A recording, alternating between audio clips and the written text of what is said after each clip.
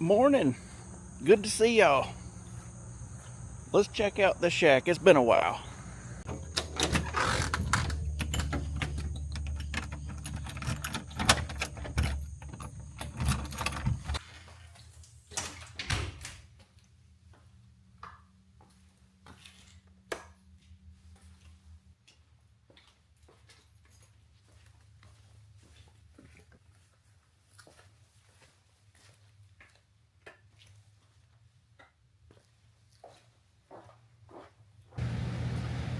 It is good to see y'all. I'm sorry we hadn't made videos in a long time. I know a lot of people thought we were dead. We're hanging in there. I'll tell you all about it here in a little bit. But before then, today is Saturday, August the 9th. We are a month and a little few days before our archery season starts. We've been having some bows dropped off and some strings and all that sort of thing. So we'll do some videos the next few weeks at least and tune on some bows. Thank y'all for tuning in. Our first victim is a Elite Ember. Put some electric blue strings on this gal. Got it looking good. The rest gave us a little bit of trouble, but I finally got it timed where it would bullet hole, and then I took it outside and shot it just to make sure the arrow flight looked decent. I think we're okay. It was giving them a fit, and they wanted new strings, so we tuned and timed on it a little bit. I think we got everything squared away. Then we put some orange strings on this Encore. Got it tuned up and looking good. Raven, seems like every year we take in more and more ravens. Restrung it. And we also took in this Matthews Phase 4 that will be up for sale. I'm sure it won't last long. It may even be gone by the time you see this video, but maybe not. So if you're interested in it, let us know. While we're on the topic of used stuff, I had a neighbor friend. He didn't buy this from us because we don't really fool with them, but this is an air bow, an air crossbow, whatever. He's wanting to sell it. He bought it, shot it a few times in his yard, and then was over it. But it's an air bow. I know nothing about these things, don't really care to, but if anybody needs one of those, I think somewhere around $350 is what he's wanting with the pump, the gun, the boxes of the arrows or bolts. I don't know what you call them for this, so just throwing it out there. I don't know if this is something people are interested in or if it's just something that will collect dust. One more thing while I'm talking about stuff for sale. We are selling the majority of our range targets. I've got like 53 total. I just brought out a few, but I can go get more. We used to have 3D shoots out here. Y'all have seen the videos, and they were always really fun and cool and all that. We got like 6 acres here, but our problem is there's a pond right down there, and right beyond the pond there's a house. And I used to not care too much because it's well out of the way of, where we shoot. But what was happening was rednecks were shooting or hitting their trigger, with their bow sky drawn, and arrows were ending up over there. And now those people over there have grandkids, and there's a big playground over there and all that, and I don't want any. There's arrows that have ended up over there a good many times, and honestly there's no reason for it, because the only way you could get that's probably 300 yards or so, maybe further. the only way you could get an arrow over there is obviously to sky draw and hit your trigger or whatever. And but I don't want an arrow to end up over there and hit a kid or whatever. And obviously we hadn't had any shoots out here in several years now. So long story short, I was like, I'm gonna sell these targets. Of course, I'm gonna keep a few because we've got our little front area here. Like if we try to help somebody sight in or somebody wants to practice, that's fine. But I'm just not gonna you know, I don't have any intentions of doing it down through there again.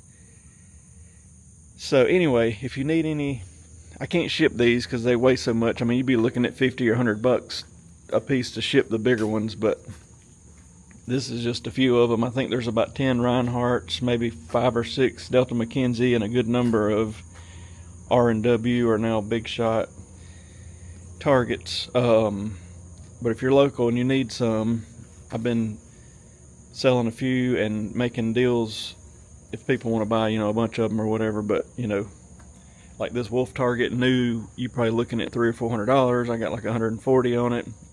Some of these pig targets, these javelinas are hardly shot, 100 bucks a pop.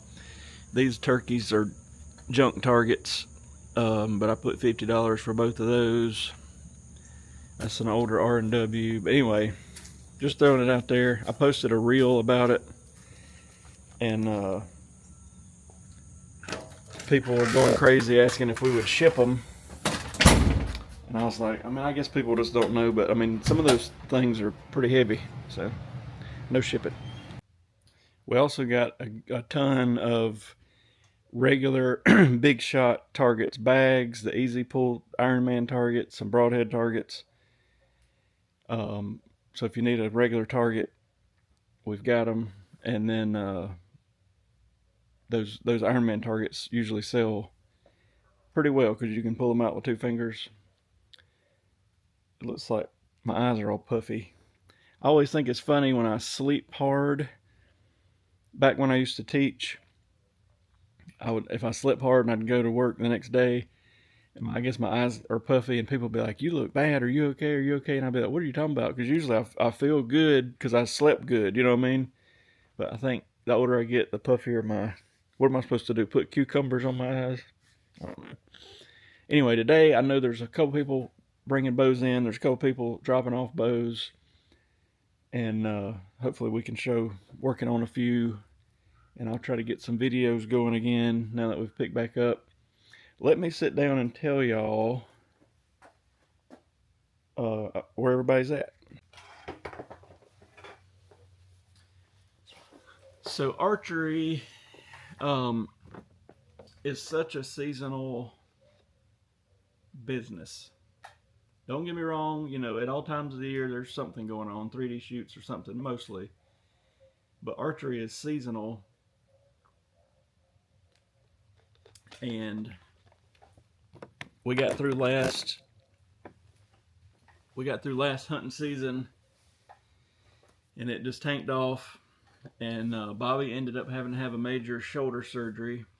He's okay. He may pop in today.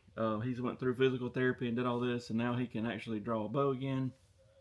And of course, TJ's still here during the week. Partaine's here some during the week. But anyway, that's where everybody's at. But what I was getting to, archery is so seasonal. It is, in the South at least, from like January to basically early summer is crickets. So a lot of people were freaking out because we cut our hours back and did this, that, and the other, but it's more or less just us trying to survive because we had, I'm going to say, a few months that basically nobody came in the shop. You know, from about January until people start thinking about hunting season, there's very little archery traffic. And you know, with the internet now, the internet's a love-hate relationship. I love it, you know, and we order stuff from Amazon for our house and all that sort of thing, but at the same time, it has turned into the archery people, and I'm sure everybody in general, you know, because obviously like malls are closing and all that, but you know, compared to several years ago, a lot more people are working on their own stuff, and people have bought their own bow presses, and I don't know the numbers, but a lot less people go through a shop to get a lot of their stuff. They get it off the internet or through Amazon or whatever. But all that to say, you know, the archery industry as a whole, that has hurt pretty good. And then you get a lot of these companies, and I won't, at least today, call out any names, but you know, they tell us, you know, you can't sell our product below this price. You can't advertise it below this price, is how it's worded technically.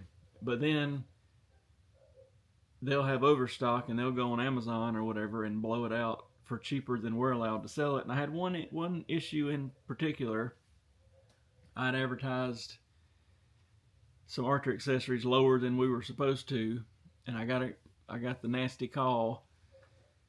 And I said, well, how can I not do this when y'all have the exact same product on your Amazon store for cheaper than I'm selling it? And they basically told me they can do it and I couldn't. So that is becoming more and more of the norm with these archery companies. And it's came to the point of you just have to work with it, because there's not enough companies out there that'll support the dealers anymore. And I don't know if I blame them. I mean, if I was one of these companies, you know, if you put your product on Amazon or wherever online, you're going to sell a lot more and make the full retail price of it versus selling it to your dealers, and you're having to sell it to them for a little bit of a discount so they can mark it up and all this stuff. But at the same time, for an archery shop, I don't want to quite say archery shops one day will be a thing of the past, but it's going to be close, because so many people are working on their own stuff. There's very few companies that deal with just the shop. You know what I mean? You got Matthews has always been the leader in that. They're only dealing with their retailers. They're not stacking too many retailers, that sort of thing. But you know, I hadn't really dealt with PSE much in the past couple years.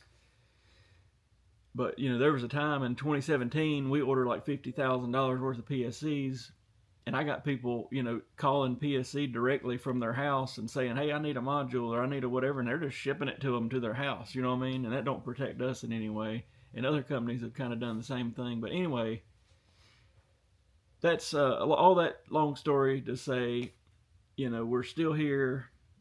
We will probably have to do something similar after this busy season. Technically, in the South or in South Carolina, the busy season is late July through our season opens September 15th, so it stays pretty busy through early mid-October. And then there's stuff to do after that, basically up until Christmas, because you get a few people wanting to buy bow stuff for Christmas and all that. But after Christmas, it is just awful.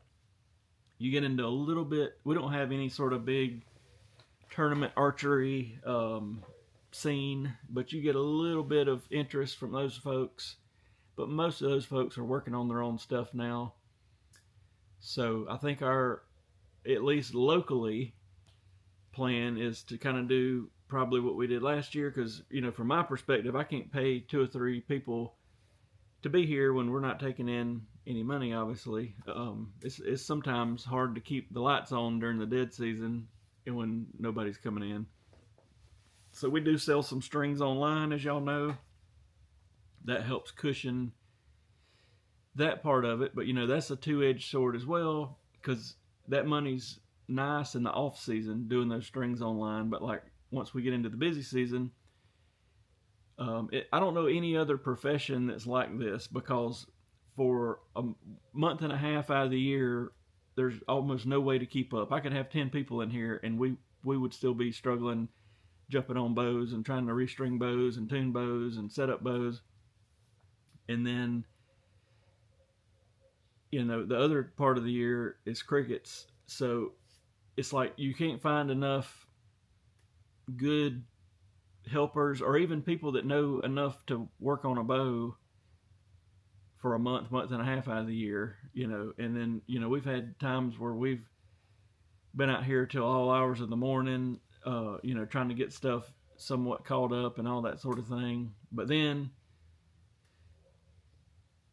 basically October hits, or mid-October hits, and it is crickets, and it is nothing. So anyway, archery is such a weird thing, and it's hard to describe it without if you've never worked in it.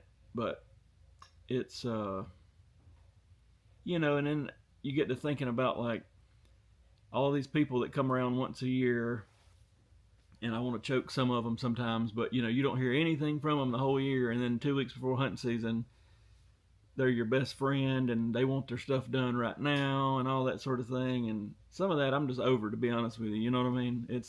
I'm over it. And like I say, I don't know any other profession that is this seasonal. So anyway, that's where everybody's been. And I should have been making a few videos here and there and letting y'all know what we were doing and all that. But we had cut back through the dead season to 3 days a week. And then,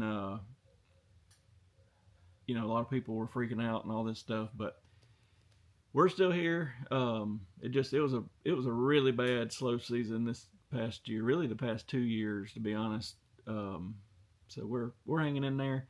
I'm looking at other stuff of like maybe ramping up our used bow stuff, or I'm not really a crossbow fan completely, but maybe ramping up some crossbow stuff. We already do a lot of crossbow stuff. I've never stocked a ton of them. But anyway, we're just looking at random stuff to see what we could do or add or whatever. But that's where we're at.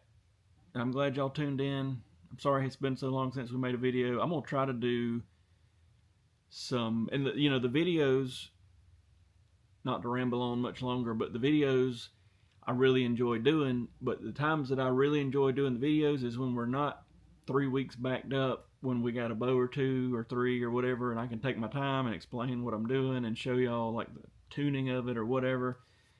But it was like it went from 0 bows in here to now whatever, 2 or 3 dozen bows in here. And I'll still do some videos, but I feel guilty sometimes this time of the year trying to video like tuning bows, because I'm wasting more time doing that, and I need to get bows done. So anyway, thank y'all for listening to my spiel, and it's about time. What time is it? It's about 9 a.m. so it's about time to see if anybody starts rolling in. Hello.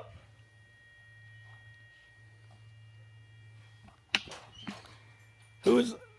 Oh my gosh, it's a negro. It's my gosh mother. It's a negro. He's not joking.